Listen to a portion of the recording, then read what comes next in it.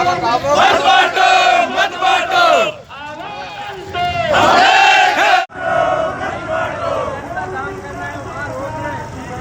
आज अगर सैनिक, जवान और नौजवान एक हो जाएं तो ये दोनों सरकारों को बैकफुट पर ला सकते हैं।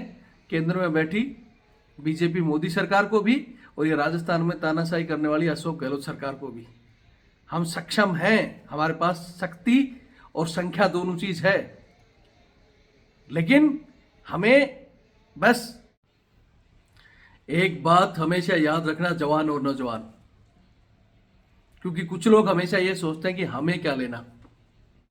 जब केंद्र में बैठी सरकार तानाशाही करती हुई सेना के ऊपर 4 साल की योजना अग्निपथ लेकर आई, सिर्फ जवानों के लिए, अधिकारियों पे लागू नहीं है ये स्कीम, क्योंकि अधिकारी तो गुलाम बनाकर रखना चाहते हैं, बूट पुलिस और झाड़ू पोछा करवाकर जवान को गुलाम रखना चाहते हैं, इसलिए वो तो लेके आए हैं और जवानों ने उसको स्वीकार कर लिया। क्यों? रिटायर्ड वाले बोले हमें क्या लेना, और ऑन ड्यूटी बोल नहीं सकता। और उसी योजना के तहत 10 लाख नौजवानों के सपने टूटे, वो हमारे ही बच्चे थे, लेकिन उस समय सैनिक साथ नहीं आए। मैं अकेला लड़ता रहा, कुछ एक बच्चे भी लड़ते रहे, फिर मजबूरी में वो अग्निपथ वगैरह में चले गए। अब वो भी सोचते हैं हमें क्या लेना। इसी तरह जब एक सरकार ने तानाशाही की तो दूसरी राजस्थान सरकार, कांग्रेस ने भी देखा कि सैनिक तो कमजोर कड़ी है, कर दो इनका पत्ता साफ, जातियों में बांट दिया आपका आरक्षण, और जातियों में नहीं, धीरे धीरे खत्म कर दिया जाएगा आरक्षण। और जो बाकी बैठे हैं वो लोग सोचते हैं अभी हमें क्या लेना। आवाज दो, आवाज दो, वंदे वंदे।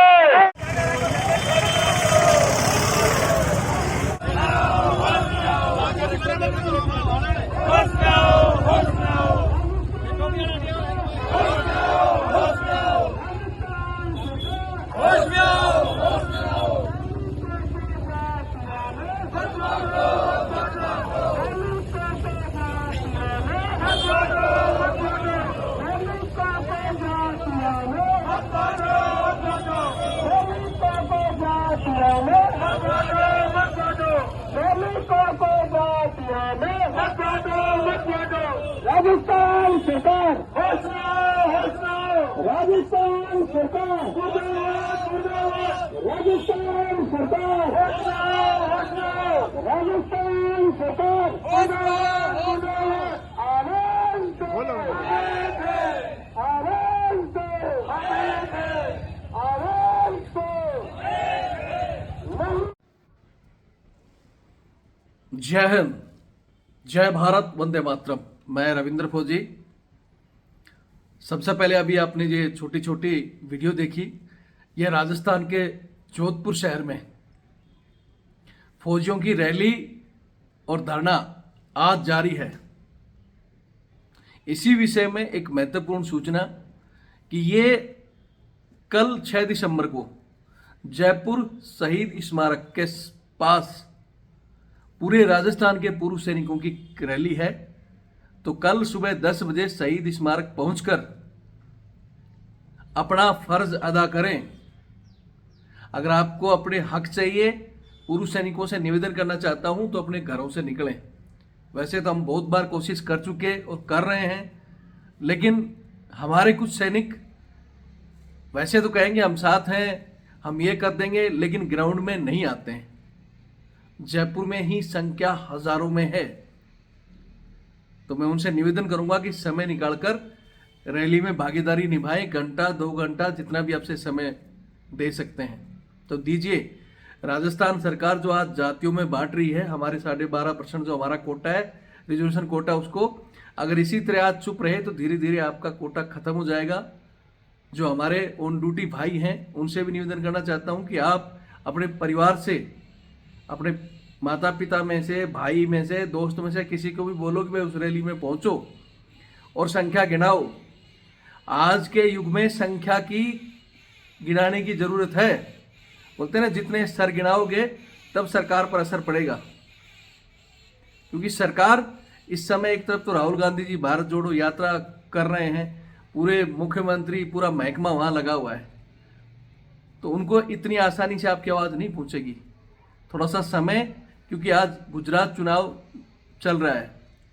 तो बीजेपी चुनाव में व्यस्त है, युवाओं पर अग्निपथ थोप कर युवाओं के तो सपने तोड़ ही दिए पुरानी भर्तियां कैंसिल करके, और जवानों को मनोबल 4 साल की नौकरी, बगैर पेंशन 75% बाहर कर दिए जाएंगे। उस समय भी हमारे फौजी भाई चुप रहे, क्योंकि हमें क्या लेना, बोले हम तो आ गए। लेकिन ये क्यों नहीं सोचते कि वहां जाएगा कौन? हमारे बच्चे, किसान, जवान और मिडिल क्लास के बच्चे जाते हैं देश सेवा के लिए, और उनके साथ वहां धीरे धीरे 75% बाहर कर दिए जाएंगे बिना पेंशन। आपकी 1 रैंक 1 पेंशन या जो और लेने की सोच रहे हो, ये रिजर्व कोटा, सब धीरे धीरे खत्म हो जाएगा। इसलिए ऐसी कोई भी चीजें आती हैं, आवाज उठाओ। आज अगर सैनिक, जवान और नौजवान एक हो जाएं तो ये दोनों सरकारों को बैकफुट पर ला सकते हैं, केंद्र में बैठी बीजेपी मोदी सरकार को भी, और ये राजस्थान में तानाशाही करने वाली अशोक गहलोत सरकार को भी।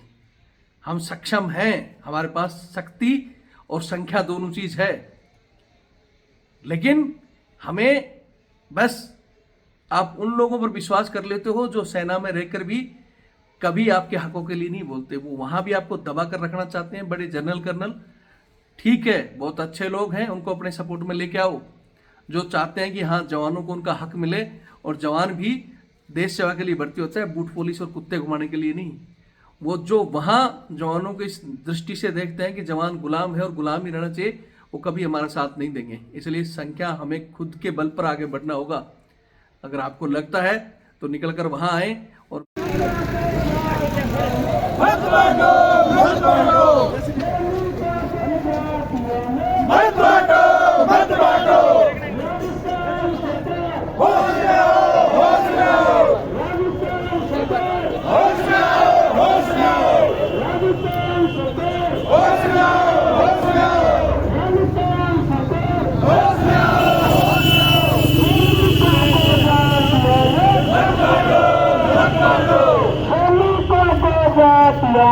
मत बांटो, मत बांटो, मत बांटो, मत बांटो, मत बांटो, मत बांटो, मत बांटो, मत बांटो। नहीं किसी से भीख मांगते, हम हमारा हक मांगते, नहीं किसी से भीख मांगते, हम हमारा हक मांगते, नहीं किसी से भीख मांगते, हम हमारा हक मांगते। मत बांटो, मत बांटो।